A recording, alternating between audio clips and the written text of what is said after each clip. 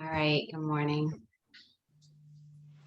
So we're in the phase now between Passover and Shavuot, where we count the Omer. And the practice, this originates from the Torah in Leviticus.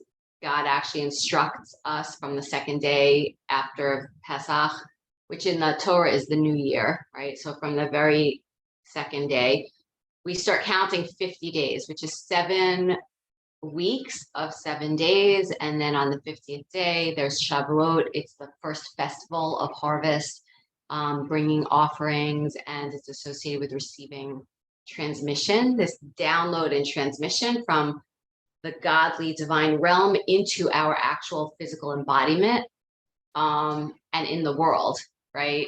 As evidenced by things growing and coming to full blossom and fruition. There's a lot of mystical Kabbalistic teaching about it, but what I actually wanted to focus on is just the act of counting as a discipline. So there's evidence in the neuroscience psychology community that to create a habit, it actually takes repetitive, consistent, daily practice, discipline for at least, and people disagree on this, some say 21 days, some say 40 days. Let's just go with Torah for a minute and say it takes a full 49 days as a model. Like, let's just use the Omer as a model for what it looks like to, with real intention and discipline, practice a certain thing every day for 49 days, so that on the 50th day, there's a sense of it's so embodied.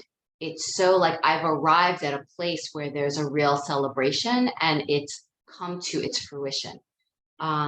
So we'll play with counting breath. We'll play with counting in poses. We'll do a little meditation first. And I just also want to bring in that if you're counting the Omer Kabbalistically, it corresponds with the 7 lower sfirot on the Eitz Chaim. And this week is the second week. We're actually, last night we counted the 9th day of the Omer. And the 9th is Gevurah beGevurah.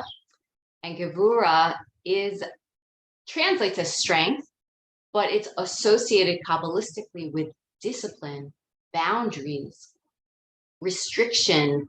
Like, where do we set limits on something?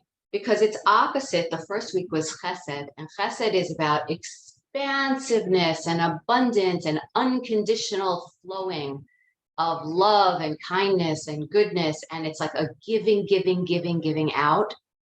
And then the counterbalance to that is where we are this week is Gevurah, which is how do we create a container so we don't give away everything we have, so we don't give out all of our energy, so we don't become so codependent where we're always flowing.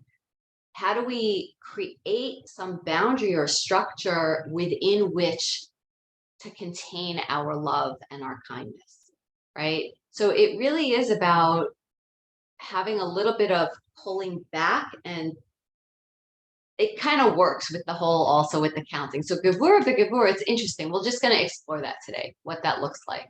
All right, so come into a comfortable seat so that we can just go into meditation. If you want to meditate lying down, you can do that as well.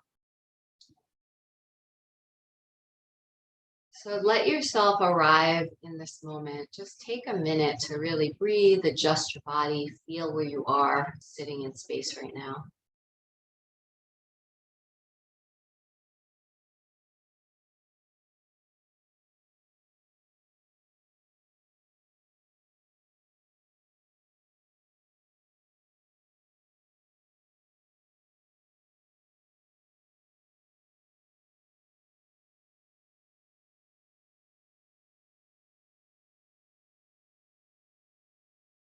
Just notice the quality of your energy this morning.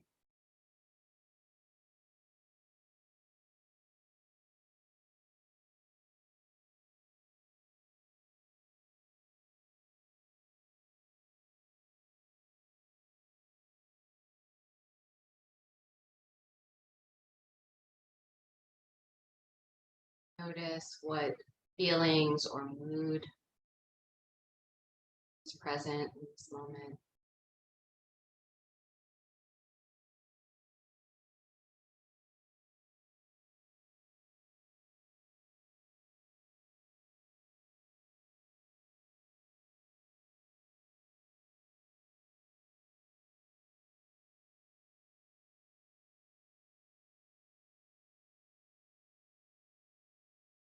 And then just do a body scan and become aware of what parts of your body are drawing your attention, maybe because there's some discomfort or tension, something that just wants you to notice.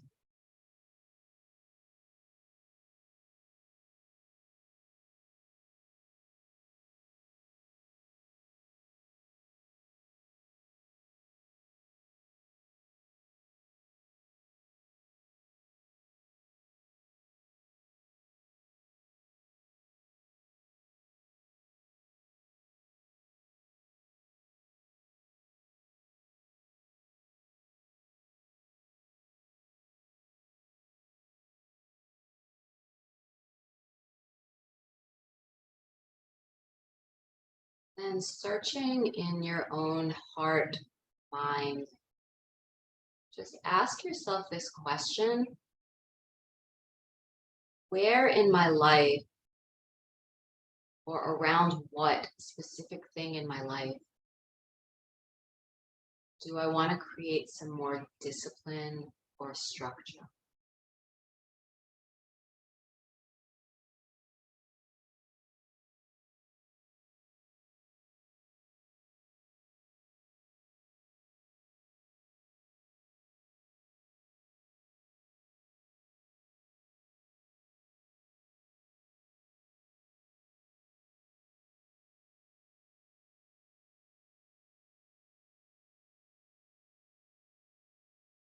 Another way of asking that is, what is a habit or a practice that I would like to be more successful in doing consistently?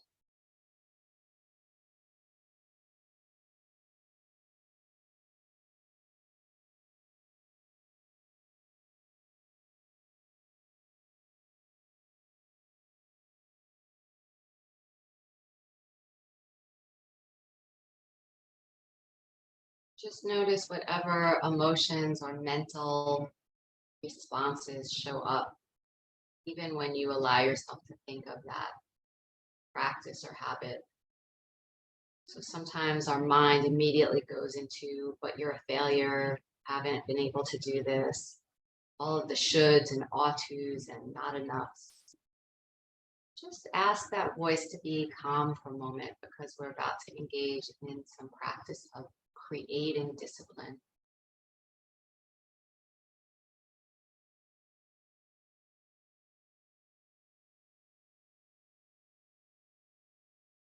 So we're going to do a breathing practice.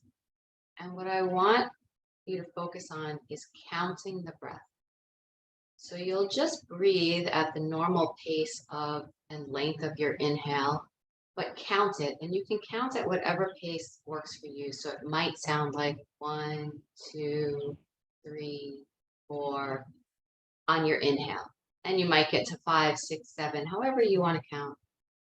You may take a pause in the breath after the inhale and then count the exhale.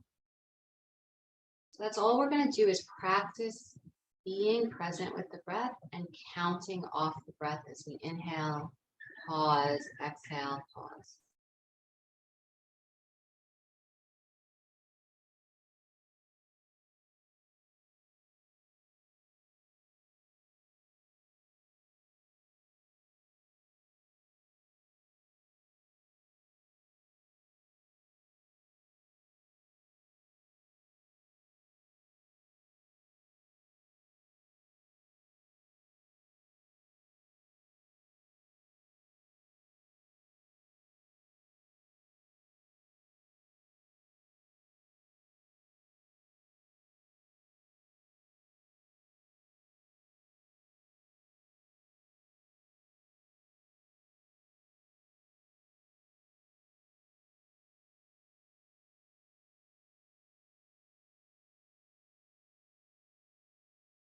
You can play with the count of the inhale being equal and even with the count of the exhale to create some equanimity, balance. Or you can play with the exhale being longer than the inhale, which invites in more release and letting go of something, expelling something from the body.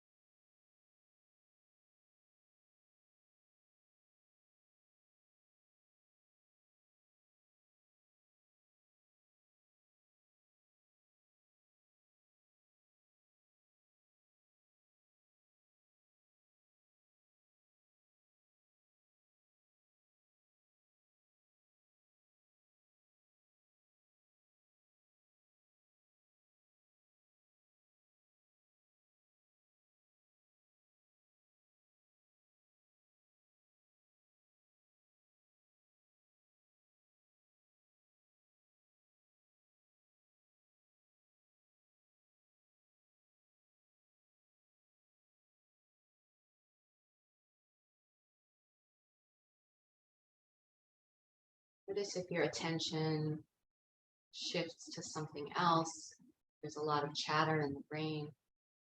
Just gently bring yourself back to counting.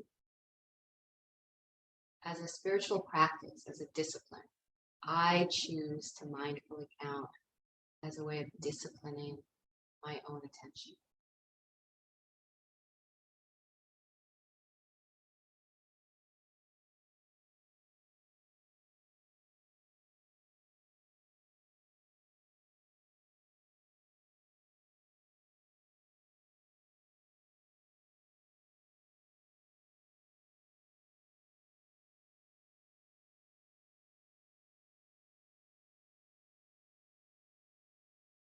And take a moment to reflect on some time in your life when you have felt that you really did achieve and succeed at something you set out to because of very intentional, disciplined, consistent effort towards that goal.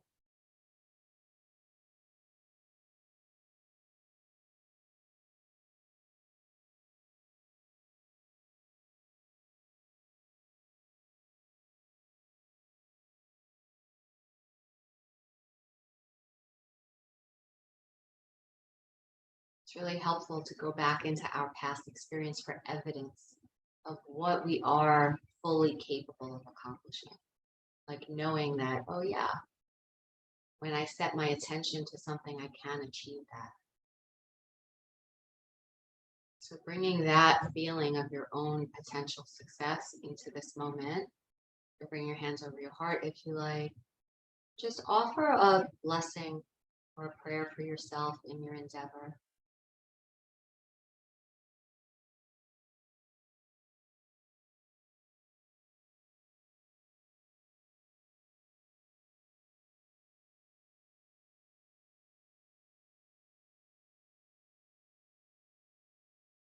Expanding that blessing out to the people in your life who you love.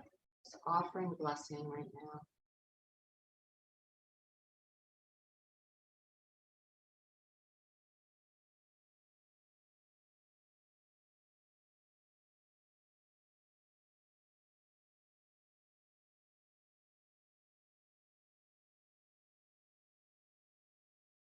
And as you're ready, let's just start on hands and knees. And you can come into some cat and cows, just stretching through the spine.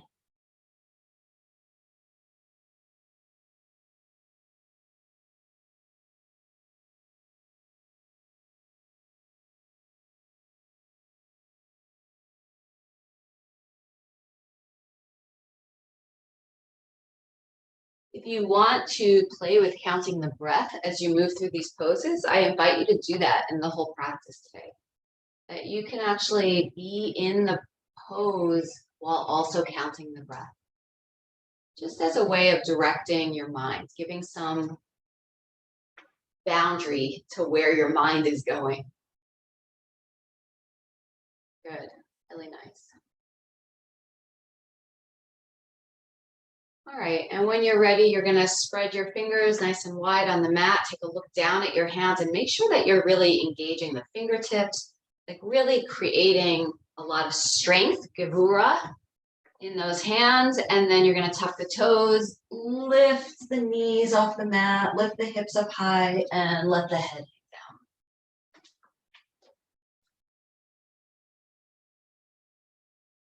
And let's just hold your down dog for 9 breaths.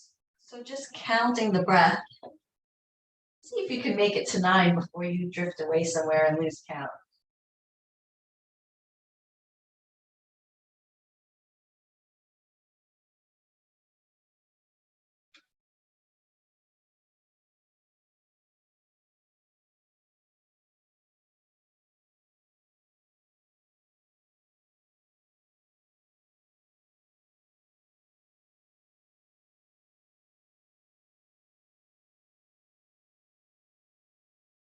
Notice your own thoughts and reactions to having to stay and be patient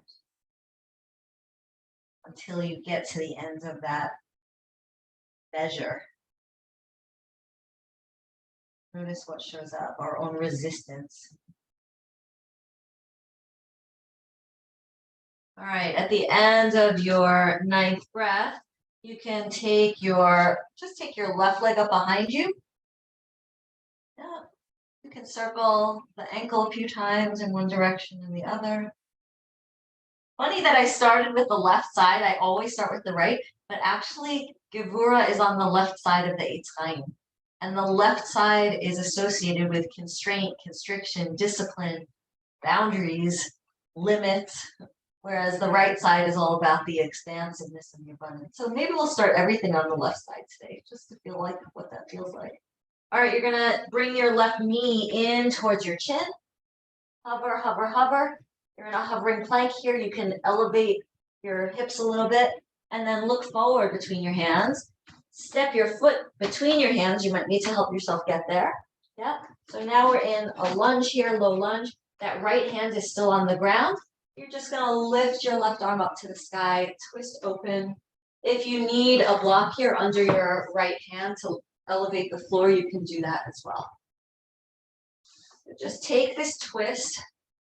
And a twist in its very nature feels constrictive, right? We're like actually bringing and making less space through the belly. Everything's contracting. So just be with that sense of contraction and just notice, again, just noticing, staying, and notice what shows up for you. If you want to take some circles through the arm, like backstroking, if your shoulder is healthy, okay? Just to open up and lubricate that shoulder girdle. Good, then you'll place that left hand to the floor.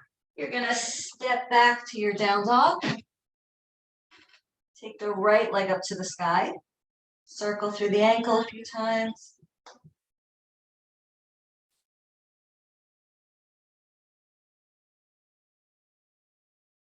And then draw the right knee in towards the chin, towards the nose, puff up the upper back, pull the abdominals in here. Good. Gaze up between the hands, that right foot steps forward. Nice wide lunge, a good distance between your front heel and your back toes so that you can actually descend through the hips. And then you'll open up into the twist, right arm to the sky. Nope, Sharon, other way. Left arm down, right arm to the sky. There you go. Good.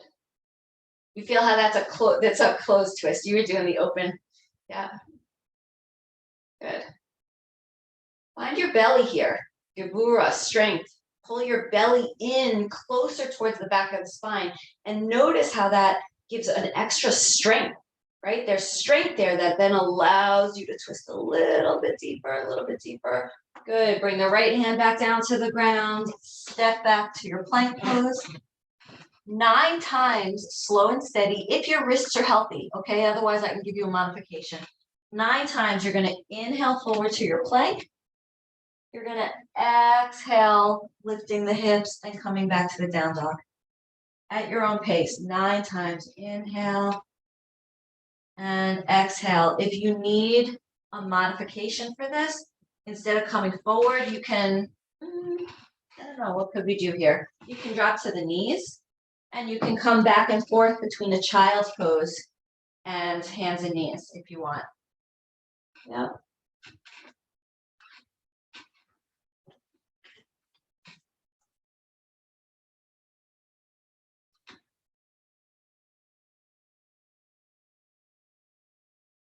Notice if about halfway through, around the 5th count or 6th count, you start to settle in and let go of whatever stress, whatever rules, whatever resistance, whatever, alignment, that somewhere in that counting, it shifts and changes. It becomes easier in the sense of familiar. Like we're creating, oh yeah, this is the movement, this is the habit. I'm comfortable in this now. It's not new anymore. All right, you're gonna step your feet up towards your hands. Let yourself hang here in an easy ragdoll. You can shake yourself out side to side.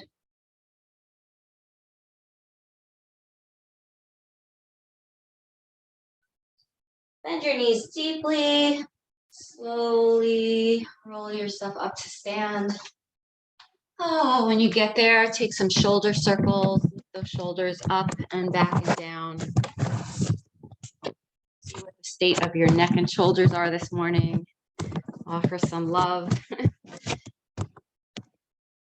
Okay.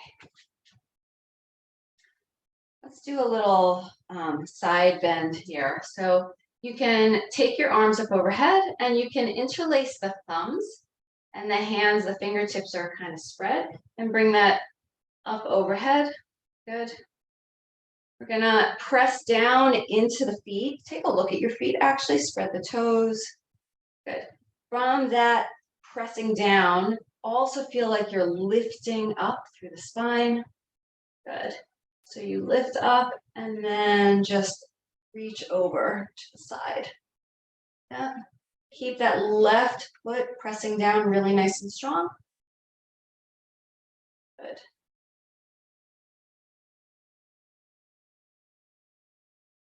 Come up through the center. And stretch over, side bend to the other side.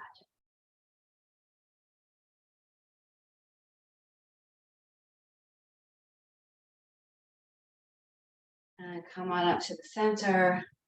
Drop the hands, bring them in front of the heart space. All right, let's do a little bit of moving back through lunges, and we will start with the left side. Go. Inhale, arms reach up to the sky. As you exhale, fold and bend over the legs. Inhale, halfway up, lengthening through the spine.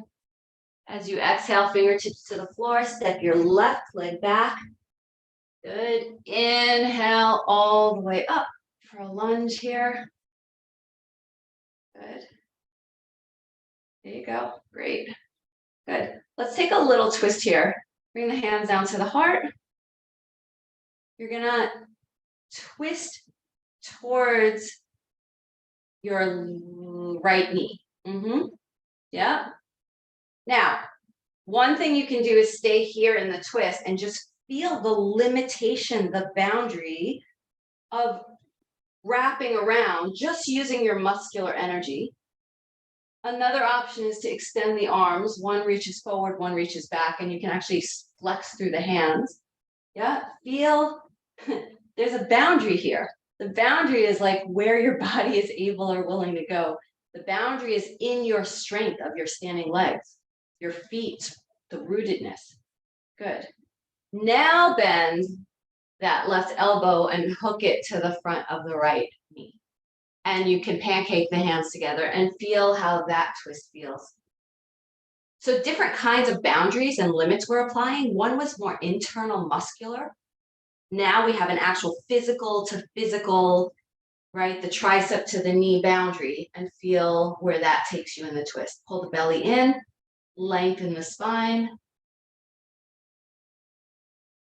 Woo. Anybody else getting really hot? Inhale the arms back up to the sky. I just got so hot. I think I went up to take my sweatshirt off.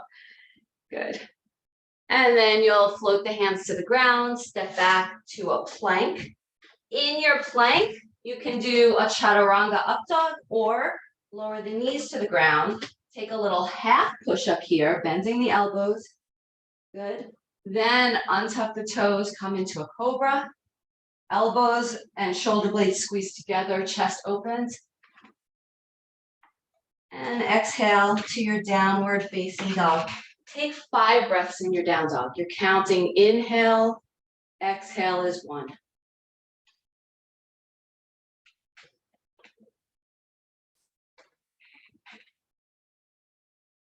Good.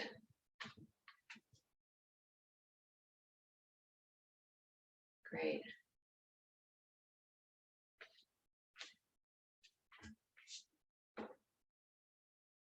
You're going to look up between your hands.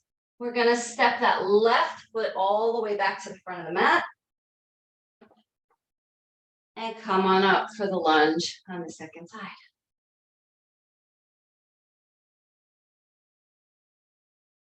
Good.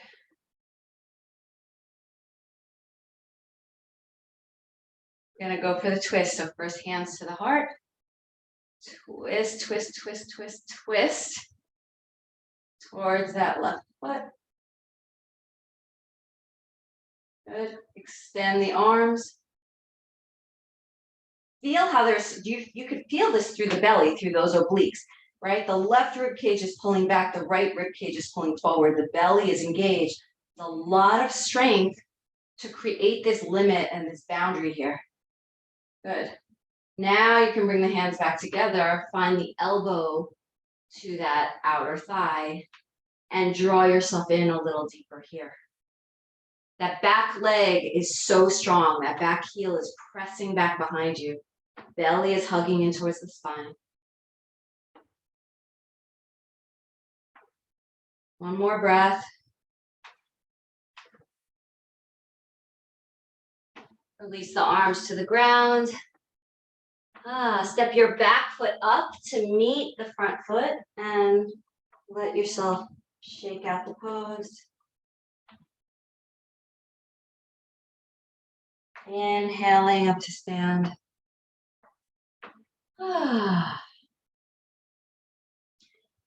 Okay. Let's take a warrior 1 series.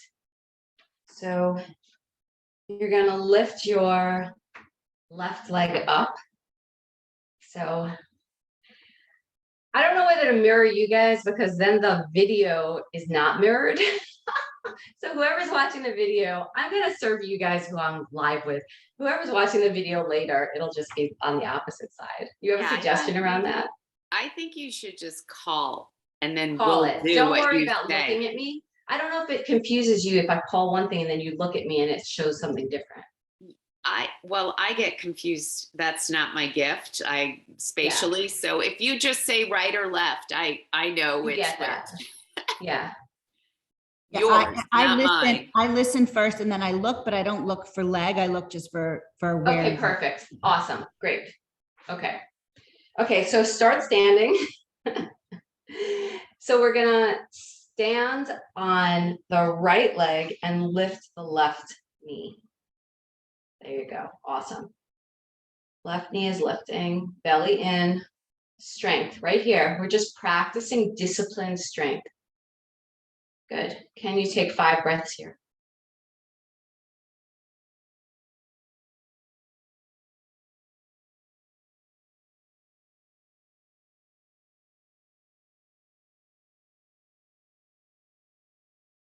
Does anybody else get impatient as soon as you start to have to count? You're like, wait, I have to stay for how long? I have this rule. I have like this goal. Sometimes, right, I get very impatient personally. So it's like, oh no. All right, you're going to come through your warrior 3, which is a good practice then to let myself be in that having to be patient. Right? Good. You're in your warrior 3. Hang out. Take as many breaths as you choose here. I also like the the practice of taking one more breath than where you want to quit. It's like, okay, I could survive this for one more breath.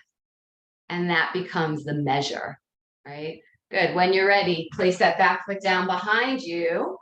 Good. Your right knee is going to bend very deeply, but straight forward. Try not to let the knee fly out to the side or bend inward. So the knee is coming right over that front foot. Back heel is down. Good. And we're coming into a warrior one stance. So both rib cages, both sides of the ribs are trying to face forward. Okay. So there's a twist going on. You feel how this is a twist. We just came out of two different twists, right? This is also a twist. Good. Look down at your right foot. Make sure you have an arch lifted. Spread the toes. Get strong in the foot. Good. And right here, let's just straighten the front leg and then bend the knee. Straighten and bend. Feel the belly still pulling in and up. Feel the ribs reaching forward. Good. Come into that deep knee bend. Make sure your back foot is also down. I'm giving a lot of rules and instructions because that's very Gevurah. Gevurah is, these are the rules. This is the alignment. Follow the rules and the boundaries of the pose. Okay, from here, you're going to take your arms out to the side, reach them behind your back, interlace and clasp the hands together. Draw the elbows towards each other, shoulders come back and down, away from the ears, the chest opens. Lean back slightly, heart opening pose here. And then you're going to come forward, forward, forward, forward. You can stay here, like on an angle with the arms reaching behind you, or you can then drop the right shoulder to the inside of that right thigh, or to the top of the right thigh, head hangs down. Humble warrior.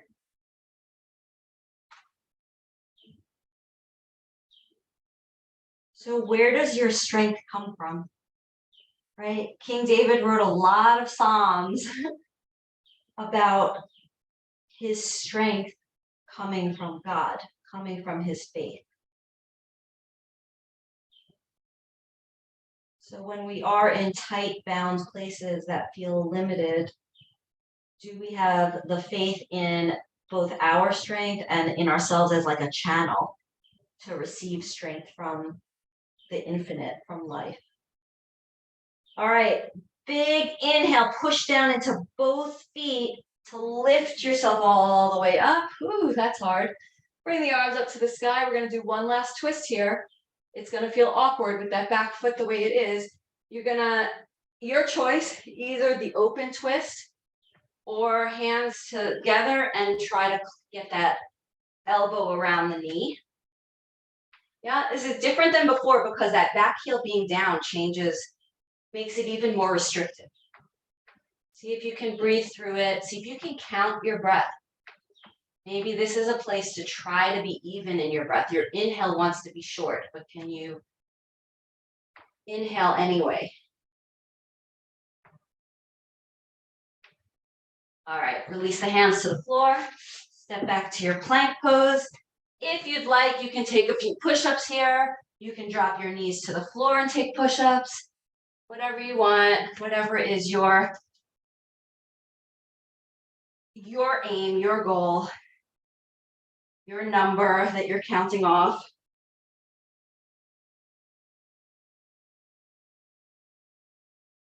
As you're ready, come back into a downward facing dog. And then either walk or bend the knees and jump your feet towards your hands. Now take opposite elbows here and just shake yourself out side to side. Maybe add a little bit of bounce, just tractioning out from the spine.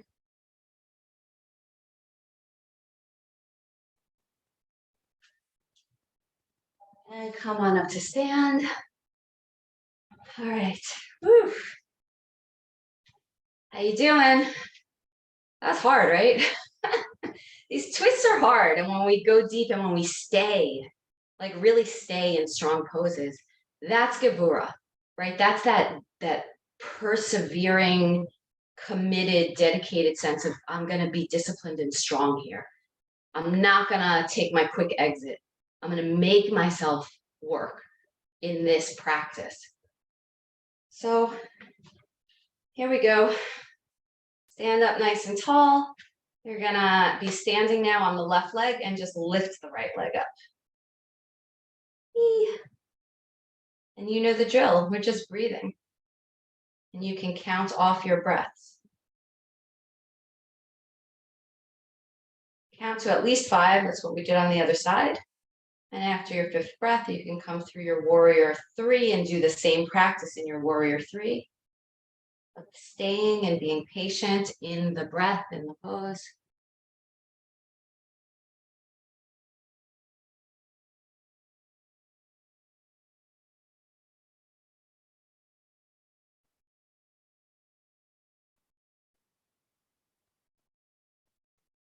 That front knee will bend slightly as you bring the back foot down to the ground. You're coming into the warrior 1 stance on the second side. And you know the rules of the pose. You know the alignment of the front leg and foot, of the back heel, of the hips trying to draw themselves forward, right? The belly drawing in, slight tailbone tuck. Find your pose. You can bring the arms up to the sky. And then dropping the hands behind the back, finding that clasp again. If you want to take the opposite clasp of the fingers, the way that's not natural, like interlace your fingers the weird way with the wrong thumb on top, just to get out of your comfort zone. Okay, and then from here, just leaning back slightly, you'll really feel this in the front of the right hip flexor. Belly is pulling in and up.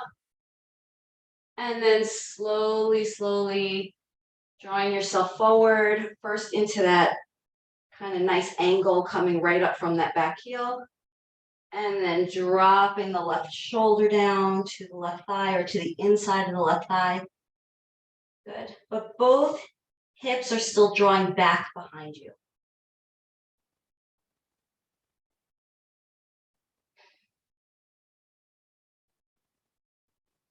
Another great metaphor of this pose is effort and surrender. So there's a lot of strength and effort and intentionality in this pose, but there's also a sense of surrendering, lowering your head below the heart, kind of humbling yourself. Whatever effort I put in, whatever my strength is good for, I also know that I don't have ultimate control over the outcome.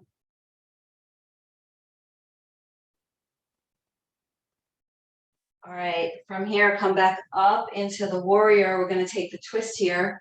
So again, either hands to the heart or open twist, whatever is going to challenge you to stay present.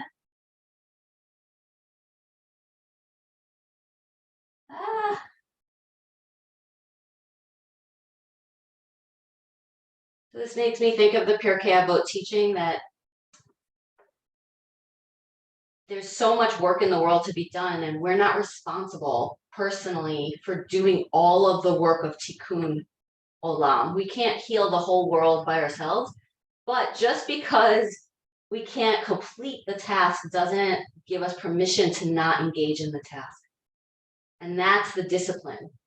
Even if the final end reward that I would wish for doesn't come about, that doesn't absolve me from still working in with discipline at the task. So this is where we come to do the work. All right, big inhale all the way back up. Exhale, hands to the floor. Step back to your plank. I'll give you some options here. You can come into a side plank. Find your balance here. Right? You can either keep one foot forward on the ground. You can maybe stack the feet.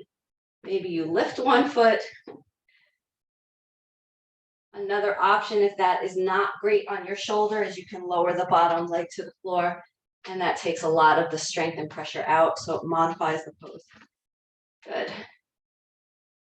And come through the center. You can take a push-up or 2 or 3 if you want. And you'll roll to the other side. Whee! Right, with this intention of building strength. This is about your own perseverance, your own ability to show up. Good. Bring the hands back down. You can step the feet up to the hands and come up to stand. Let's do one more good twist from standing, and then we'll bring the practice down to the floor. If you have a block, you might want to use the block here. We're going to do an awkward chair with a twist. I like the block in awkward chair because it sort of prevents you from kind of going into some weird funky thing with your low back. So also, especially when we twist, it'll protect your lumbar spine. Okay, so you bring the block between your thighs, but you bring your feet very close together. Maybe your toes can even touch here. The block is the boundary. That's the limitation here. It's creating some limit so that sometimes limits and boundaries protect us. They certainly protect our children, right? As a parent, you can't give them every single thing and say yes, yes, yes all the time. A no is protected, right? A no is healthy. And the same with our own, like where do we have trouble saying no in our life? And we take on too much and then we're overwhelmed and that doesn't serve our health and our well-being. So this is the no, the block between the thigh. No, you won't knock your knees together. No, you won't hurt your low back in this pose. You're gonna bend here now. I'm gonna separate my heels a slight bit. You're gonna bend your knees and you're coming into that awkward chair. Boundaries, rules in the pose. The rule is you don't want your knees to go forward of your toes. You should be able to have your knees back behind the toes. You should be able to look down and see your toes. That's number one boundary. Okay, that's the rule. Then you're gonna sit down even deeper if you can. So your tush is sitting back behind you. You're still able to see the toes. Okay, here's the twist. Hands to your palms together. You're gonna wrap the elbow to the outer knee or thigh. And now squeeze the block. By squeezing the block, you're gonna make sure that those inner thighs are working and you're really not dropping one hip lower than the other. Take a look at your knees now. You don't want the knee that your elbow is not against, you don't want that knee coming forward of the other knee. You don't want that. You want to keep that knee in the same alignment. That's the block is there to help you do. That way your hips stay level with each other. And I'm distracting you with all this talking because this is a hard pose. Breathe. Breathe. What is the benefit? What is the joy? What is the potential of kind of making yourself stay in something that's hard? Good. Come all the way back up through the center. Stand up nice and tall. You can keep arms overhead or hands to your hips. Right here, we're just going to do some toe lift with the block still between the thighs. You're just going to come up on your tiptoes. You can just try to stay there with your balance, or you can do slow lift and lower, lift and lower. Yeah.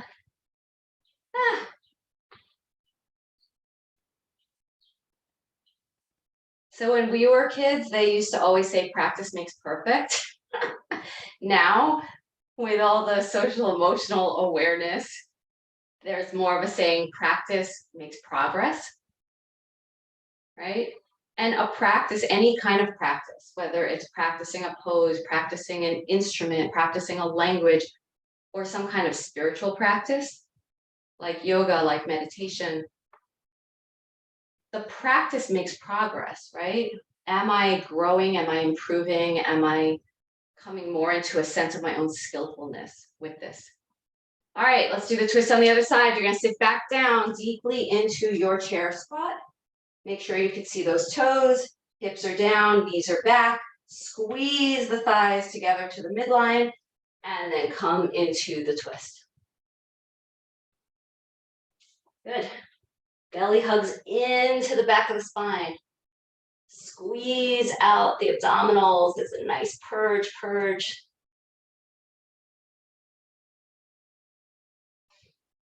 Maybe count 3 more breaths. Just count, inhale, exhale, breath.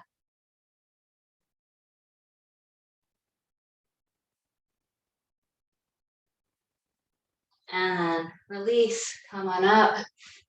Get rid of the block, nice job. Woo. All right, let's bring the practice down onto the mat.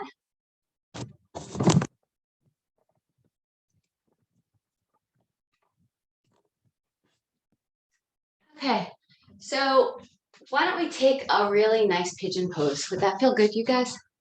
I feel like that would be good. Okay, so pigeon pose. You could start from hands and knees, or you could start from your down dog, whatever you like. You're gonna bring your left knee forward first. Yeah, and that knee comes just behind the wrist or even to the outside of the mat, just to give more space for your hips.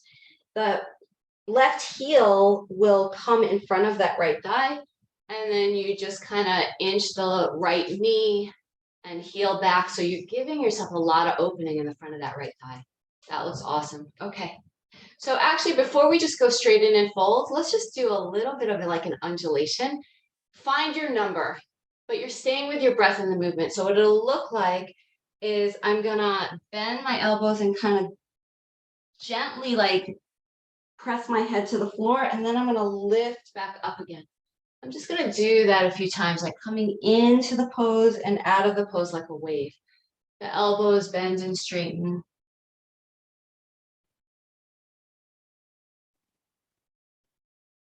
You can close your eyes here and just hear the breath sound.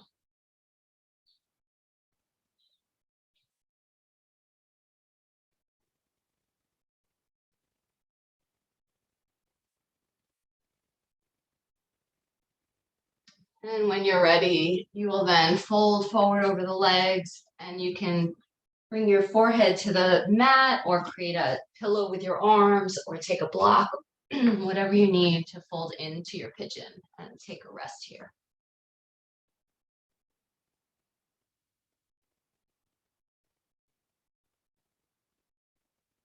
This is another place if you'd like to play and practice with breath counting.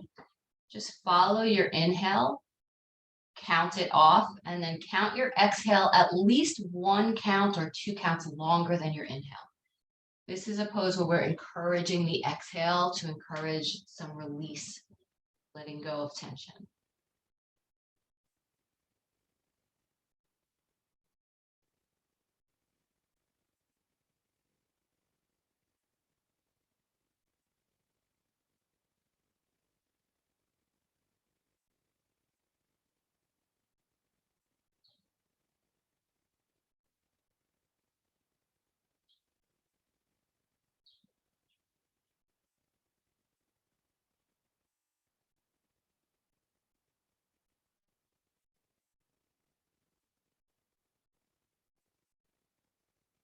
Just notice if you have tension besides the obvious place in the glute.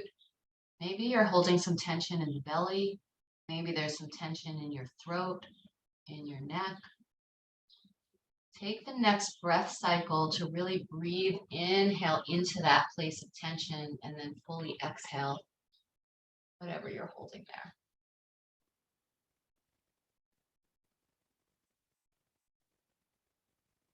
All right. You can, when you're ready, walk your hands back up under you.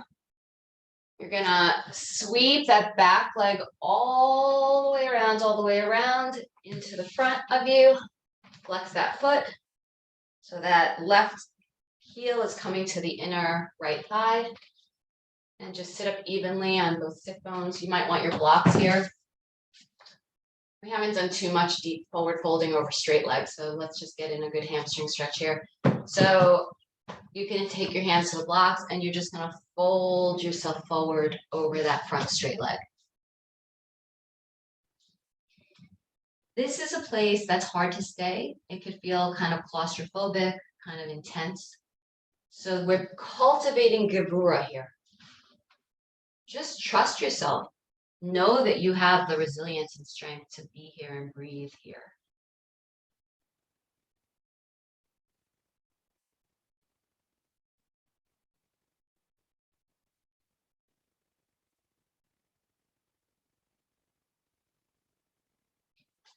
Maybe counting sometimes is a blessing because it gives you an end target.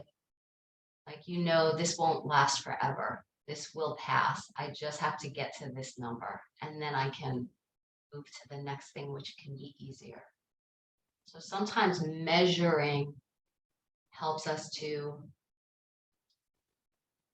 be stronger actually, right? It helps us to come into an awareness of our own ability to persist and survive something.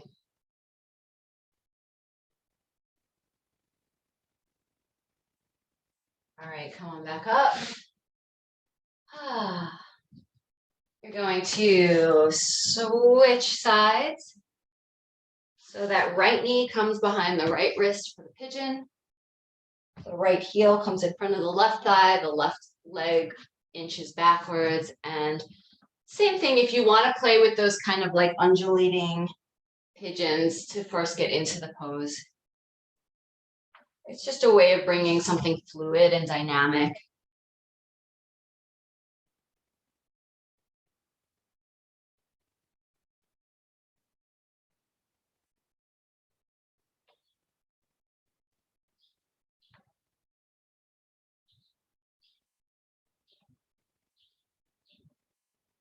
And when you're ready, coming into that full expression of the pose. And again, the invitation to count the breath off if you'd like.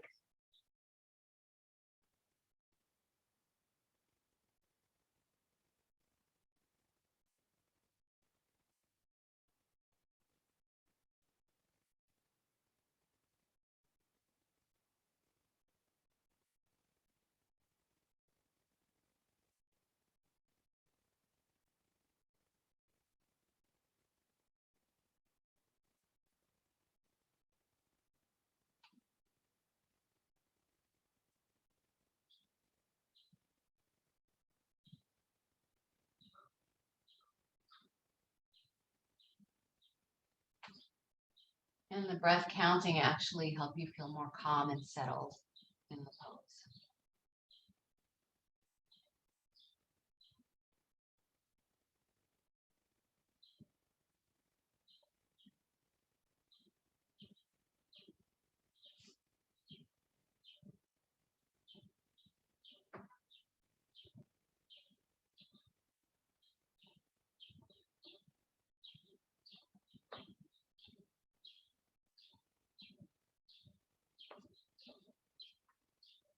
And you can stay as long as you need, but when you're ready, you'll come and sweep that back leg forward, coming into the Janyu shirt of knee pose on the second side. So the left foot flexes. Take a nice deep breath to inhale, and then let yourself, pour your torso out over that extended leg. And breathe some patience and presence into the pose.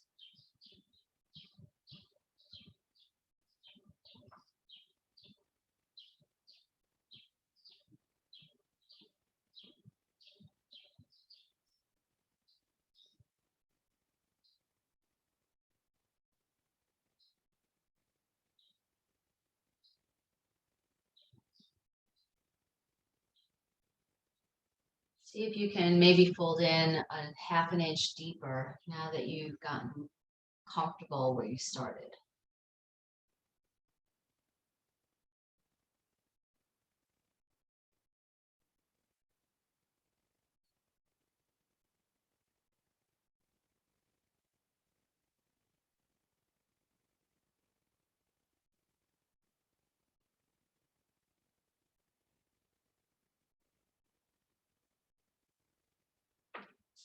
And as you're ready, come on back up. All right, last 3 minutes of the practice. Come onto your back. I invite you to trust yourself to do whatever you need here.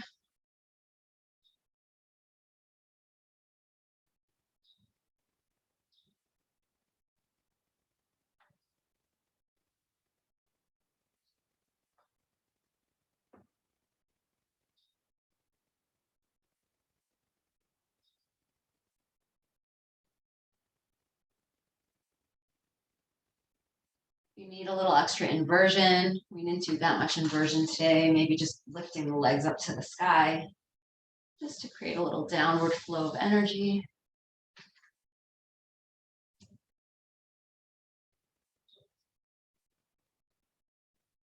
One thing I like to do is take my thumbs and just kind of along the inner, from the inner ankle, just kind of press along that inner line down through the calf muscle and into the inner knee.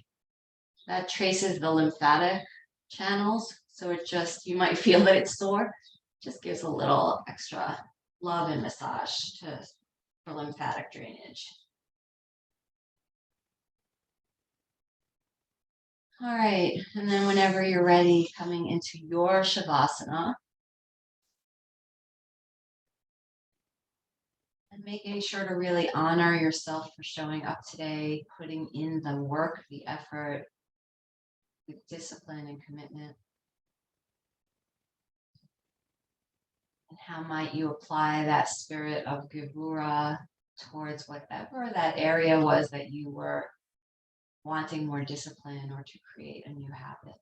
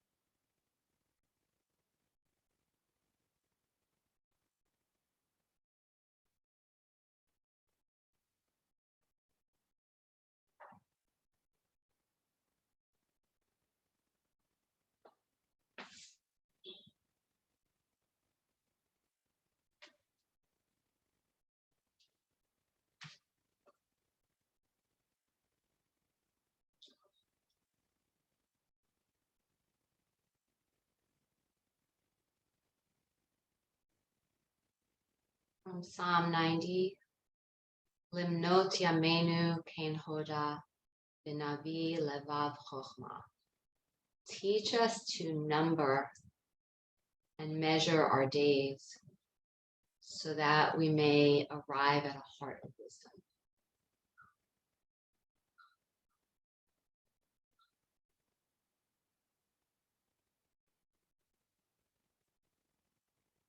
So when you do make your way back to sit, take 3 breath cycles and just maybe counting the breath or just being present, observing the breath in, observing the breath out.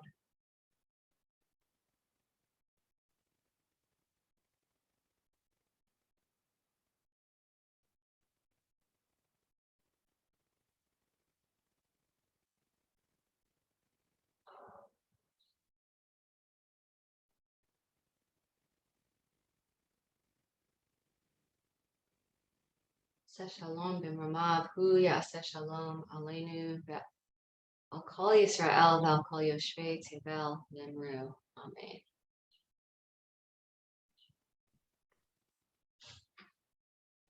Thank you for joining this morning. Thank you.